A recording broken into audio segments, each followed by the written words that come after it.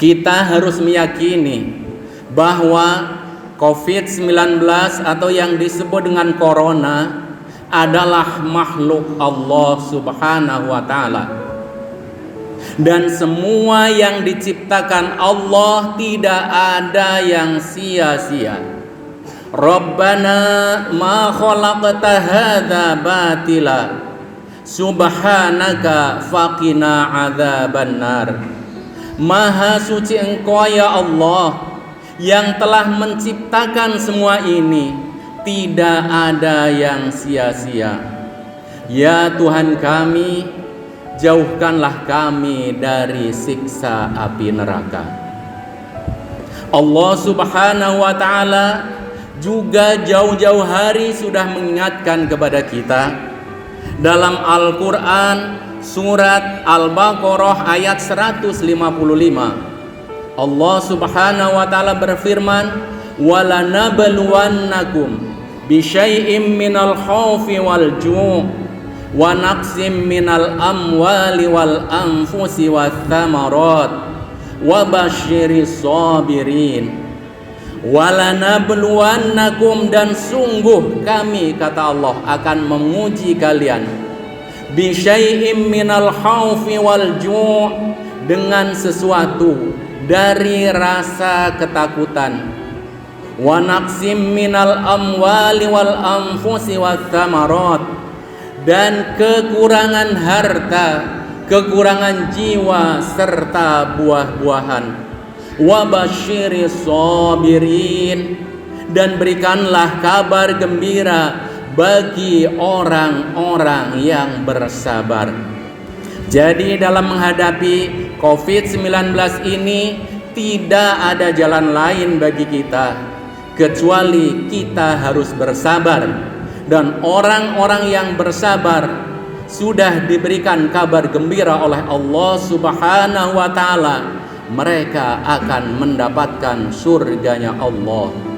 Apalagi baginda Nabi besar Muhammad sallallahu alaihi wasallam dalam sebuah hadisnya pernah mengatakan, "Ajaban li amril mu'min, inna kulla amrahu khair, idza asabathul khairu syakara, wa idza asabathu syarru sabara."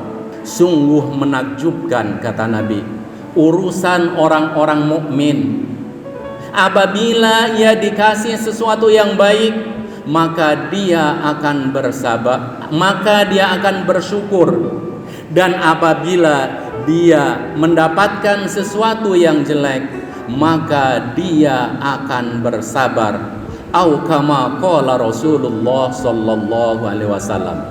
Mungkin di antara kita para jamaah ada yang mendapatkan musibah dengan di PHK dari kantor atau perusahaannya, atau mungkin kerjanya hanya separuh karena berlaku shift, yang usaha mungkin mengalami penurunan. Maka semangat berkorban ini perlu kita gemakan kembali, perlu kita bangkitkan kembali, sehingga di antara kita yang kaya, yang berkelebihan harta, bisa saling membantu, menolong untuk meringankan beban mereka yang terkena dampak COVID-19 ini. Hadirin jamaah salat Idul Adha yang dimuliakan Allah, sesungguhnya apa yang kita rasakan pada saat sekarang ini belumlah seberapa jika dibandingkan dengan ujian yang Allah berikan kepada Nabi Ibrahim alaihi salam. Namun semua ujian yang Allah berikan kepada Nabi Ibrahim, beliau lulus, beliau berhasil melewati ujian itu dengan baik, sebagaimana diabadikan dalam Al-Quran. Wa idzibtala rabbahu bikalimatin fa'atammahun. Dan tatkala Allah menguji kepada Ibrahim dengan beberapa perintah dan larangan, maka Ibrahim sanggup untuk melewatinya dengan baik. Jadi kita dalam hal ini harus bercermin kepada Nabiullah Ibrahim alaihissalam di dalam menghadapi ujian hidup ini. Mari kita lihat siapa sebenarnya Ibrahim itu. Ibrahim adalah putra seorang produsen berhala. Ayahnya bernama Azar, profesinya membuat berhala. Sedangkan Nabi Ibrahim alaihissalam adalah pendekar tauhid yang dia selalu mengajak manusia untuk mengesahkan Allah, tidak menyembah sesuatu kecuali hanya kepada Allah Subhanahu wa ta'ala. Sudah terbayang dalam benak kita ada pertentangan antara orang tua dan anak. Kalau orang tuanya mengikuti saran anaknya, tentu berhala-berhala itu tidak laku. Tapi Ibrahim tidak tinggal diam. Nabi Ibrahim alaihissalam dilahirkan pada tahun 2166